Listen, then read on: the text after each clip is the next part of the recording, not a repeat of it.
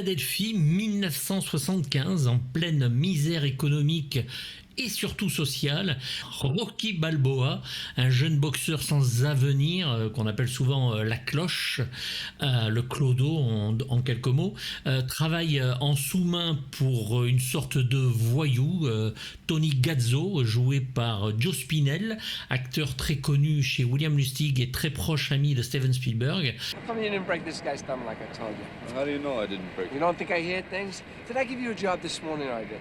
Huh? Yeah. So why didn't you break his thumb like I told you to? Essayant de séduire la sœur de son ami Polly, Adriane. Sean, what do you think they get? Huh? And they get what? Huh? What? Show shot. You get show shot. Qui travaille dans un magasin d'animaux.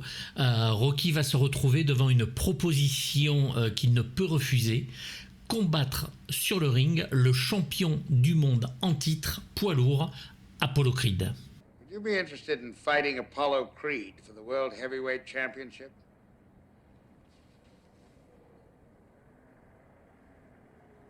No. Golden Globe du meilleur film en 1977, Oscar pour le meilleur film, meilleur réalisateur et meilleur montage la même année. Sylvester Stallone devient donc le troisième acteur, après Charlie Chaplin et Orson Welles, rien que ça, à être nommé comme meilleur acteur et pour le meilleur scénario, non seulement pour les Oscars mais aussi pour les Golden Globes et les BAFTA, ce qui n'est pas rien non plus. You're breaking the ribs. Le film sera bien sûr un énorme succès de par le monde, même encore aujourd'hui, et va mettre en route la légende de Rocky Balboa et celle de Sylvester Stallone.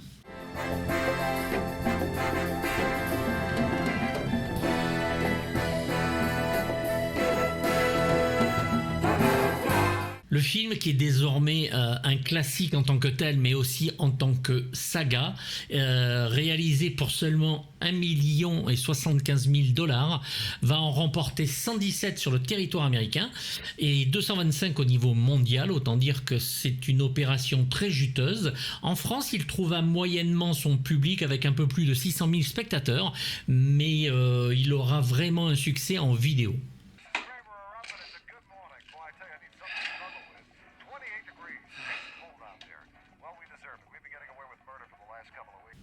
Tourné en 28 jours, et véritable hommage au rêve américain, c'est-à-dire réussir en partant de rien.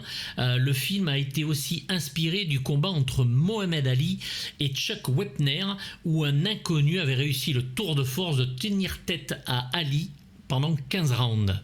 Rocky entraînera Stallone sur la voie du succès, qui va fructifier avec deux personnages que l'on connaît très bien, John Rambo bien sûr, et Rocky Balboa, dont plusieurs suites seront mises en scène. Rocky 2, La Revanche, Rocky 3, L'œil du tigre, Rocky 4 avec son nouveau director's cut qui sort cette année, Rocky 5, Rocky Balboa, et enfin les deux spin-offs, Creed et Creed 2. 10 years you come to my house. Huh? What's the matter? You don't like my house? My house stink? That's right, it stinks!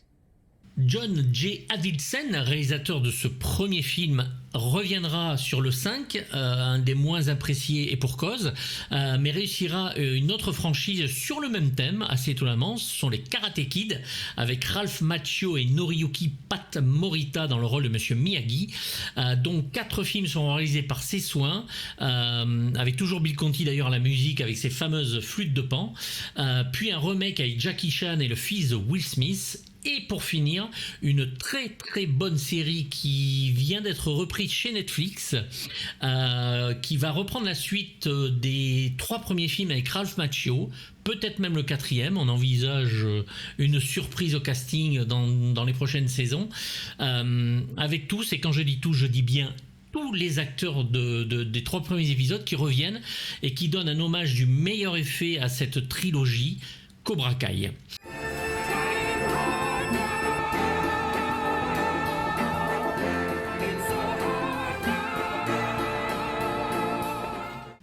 Donc Avildsen sur Rocky va créer une photo ultra réaliste, urbaine et assez froide.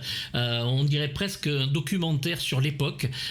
L'idée que la vie de Stallone à Hollywood, en tout cas son intention d'y percer et le parallèle avec Rocky dans la boxe, n'est pas étrangère à cela.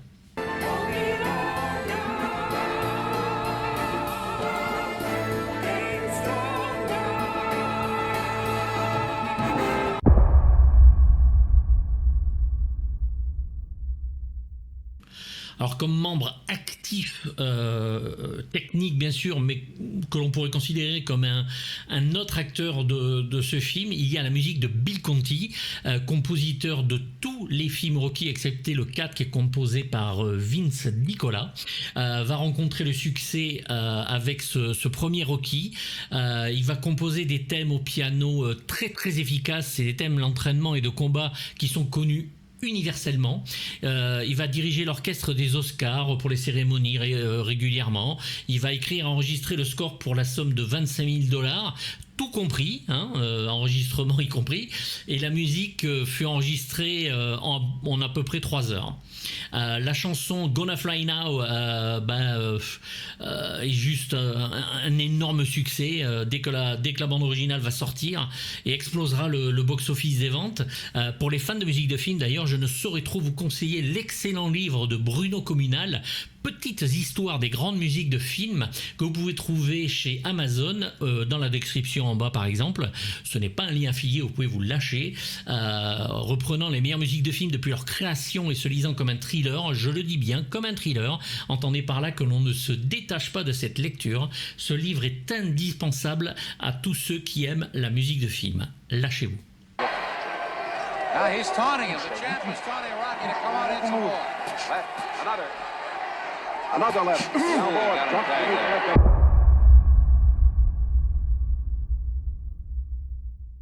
C'est donc avec son stylo bille et un cahier à spirale que Stallone va écrire le premier jet de Rocky en 3 jours et demi, vendant son scénario de la taverne de l'enfer pour payer son loyer. C'est dire s'il était vraiment dans la pauvreté. Malgré leur lien indéfectible, Sylvester Stallone n'a pas pu garder son chien Butkus auprès de lui. Comme il le dit, nous étions tous les deux minces et affamés, et quand les choses ont empiré, j'ai dû le vendre pour $40. Parce que je ne pouvais plus lui acheter de nourriture. Ça lui a brisé le cœur. Heureusement, un miracle est venu changer la donne. Quand le film Rocky a été vendu, il a pu le racheter. Toutefois, l'acteur a dû débourser une sacrée somme pour revoir son chien, parce que le nouveau propriétaire savait qu'il était prêt à tout et le lui a vendu $15 000. Il a fait quand même une sacrée affaire. Mais comme dit Stallone, ça valait chaque centime.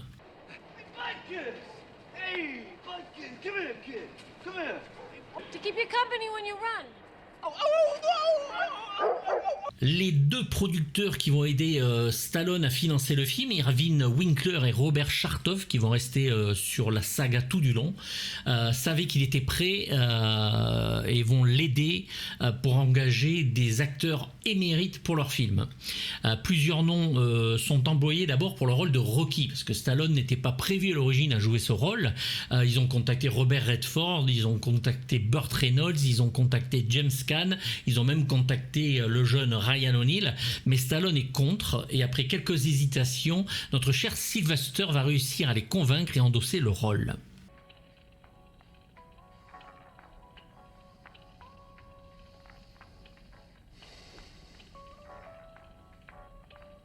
Beaucoup d'actrices aussi ont passé le casting de la fameuse Adrienne, la compagne de Rocky. C'est Talia Shire qui va finalement être choisie et emporter le rôle. Elle y est touchante, vraiment, de timidité et de beauté, puisqu'elle est présentée comme quelqu'un d'assez laide au début du film et devient de plus en plus belle jusqu'à la fin. Always knew you was free. Don't tease me. Teasing.